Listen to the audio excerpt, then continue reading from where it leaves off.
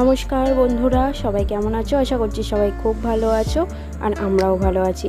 সবাইকে জানাই good morning. সবাইকে বৈশাখী আরোহী ডেলি ব্লগে অনেক অনেক স্বাগত। আজ হচ্ছে রাখি পূর্ণিমা। সবাইকে জানাই রাখি পূর্ণিমার অনেক অনেক শুভেচ্ছা ও আন্তরিক ভালোবাসা। আজ সকালেই ব্লগটা শুরু করলাম মায়ের পুজো দেওয়া থেকে। আজকে মা সকাল সকাল পুজো দিচ্ছে। আর আজকে যেহেতু রাখি পূর্ণিমা, সেই জন্য আর কি সব ঠাকুরের জন্য মালাও নিয়ে আসা হয়েছে। তোমাদের তো প্রথমেই দেখালাম, বাইরে একটা কালী ঠাকুরের পিকচার আছে, তো তাতে একটা জবার মালা পরিয়ে দিয়েছে। আর এদিকে মা এখন খুব ভালো করে পুজো দিচ্ছে। আর এদিকে আমি এখন রান্নাবান্না শুরু করে দিয়েছি। আজ যেহেতু পূর্ণিমা, বাবার নিরামিষ, তাই আর কি নিরামিষ রান্নাবান্নাই করা হচ্ছে। কালকের অল্প একটু মাছ আছে, তো সেটা আর কি আমাদের মতোই করব। বাবা তো আজকে মাছ, মাংস, পেঁয়াজ, আদা রসুন এইসব কিছুই খাবে না, তাই আর কি বাবার নিরামিষ হচ্ছে। এখানে চিচিঙে ভাজা করেছি, আর হচ্ছে একটু আলু পোস্ত বানাচ্ছি। তো বাবার তো আলু পোস্ত খেতে খুবই ভালোবাসে। বাবা, মানুর বাবা, তারপরে হচ্ছে আমার শাশুড়ি মা, এরা প্রত্যেকেই হচ্ছে পোস্তর খেতে খুব ভালোবাসে। রাখি দিওনি? দিয়েছো? লজেন দিয়েছিলে? সবাইকে পরিয়ে দিয়েছিলে? বিতিকা নিয়ে নিয়েছে কেন? তো অনেক কান্নাকাটি করছিল। তো স্কুলে কে একজন বন্ধু ওর সব রাখি নিয়ে নিয়েছে, তো তাই জন্য ওর দাদু আবার গিয়ে রাখি এনে দিল। তো আনার পর এখন ওই যে ওর বাবাইকে রাখি পরাচ্ছে, মানে ভাবতে পারছো, বাবাইকেও ও রাখি পরিয়ে দিচ্ছে।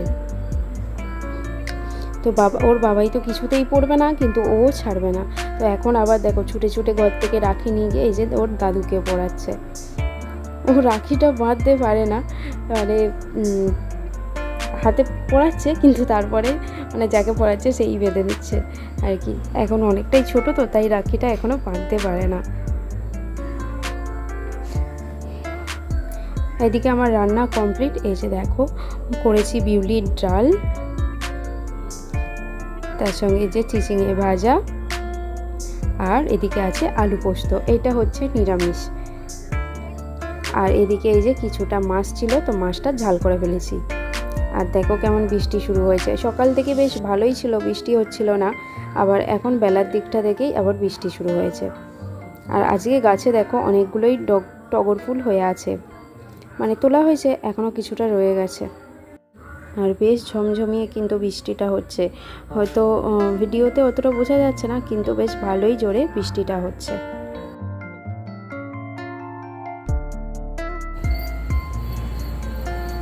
গুড ইভিনিং বন্ধুরা।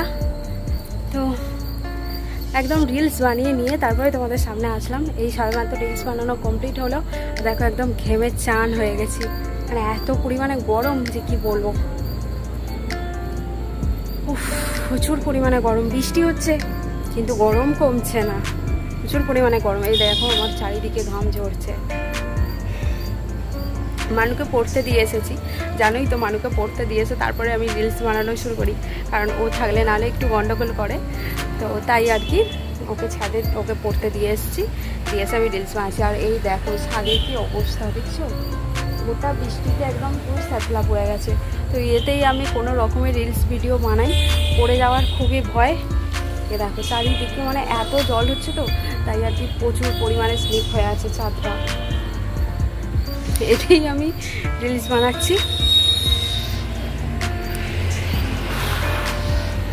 একটু পরেই আজকে আবার দাদা আসবে। আজকে তো রাখি পূর্ণিমা, তো সকালবেলা দাদা আসতে পারে না, তো তাই আর কি বলেছি বিকালবেলা আসতে। তো বললো একটু পরে আসবে আর কি, দাদাকে ফোন করেছিলাম, তো কখন আসে দেখি, তো তারপর দাদাকে রাখি পরাবো। আর আজকের দিনটাতে জানো তো, এই রাখি পূর্ণিমা এই দিনটাতে আগে মানে ব্যাচেলার লাইফে এত এনজয় করতাম যে বলার মতো নয়। আজকে সেই দিনগুলো খুব মনে পড়ছে আর কি।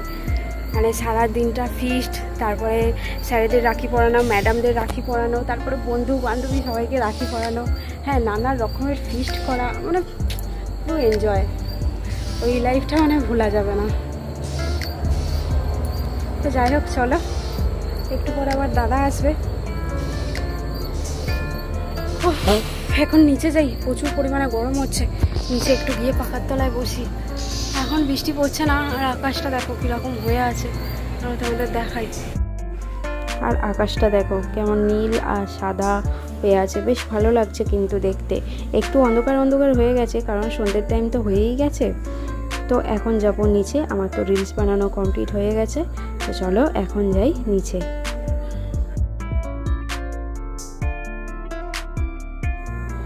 দেখো দাদা এদিকে চলে এসছে আর মানু পড়ে টরে চলে এসেছে। আর আমি এদিকে এই যে রাখির জোগাড়ও করে ফেলেছি। এখন এই যে দাদাকে ডেকে নিয়ে যাচ্ছি। যেহেতু আমাদের ঘরের লাইটটা একটু কম, তাই আর কি বারান্দাটাই নিয়ে গেলাম রাখি পরানোর জন্য। আর এদিকে দেখেছো মানু তো বেজায় খুশি, ওর তো খুবই আনন্দ, মামা এসেছে রাখি পরতে। আর ও বলছে আমিও মামাকে রাখি পরাবো। আর ওকে তো মানে না বলাই যাবে না, না বললে ও শুনবেও না। তো ওই যে দেখো রাখি বার করেছে, ও মামাকে রাখি পরাবে।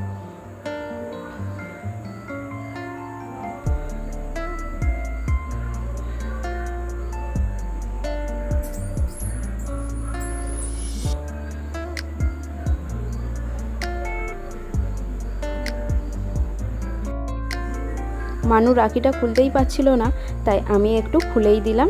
এবার ও ওর মামাকে রাখিটা পরিয়ে দেবে। এই যে দেখো কেমন রাখি পরাচ্ছে মামাকে।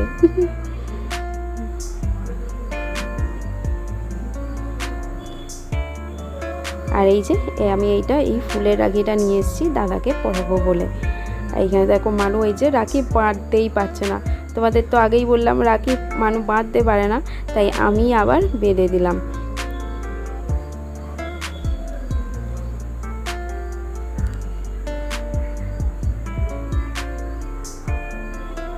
তো এখন আমার রাখিটাও আমি পরিয়ে দিচ্ছি।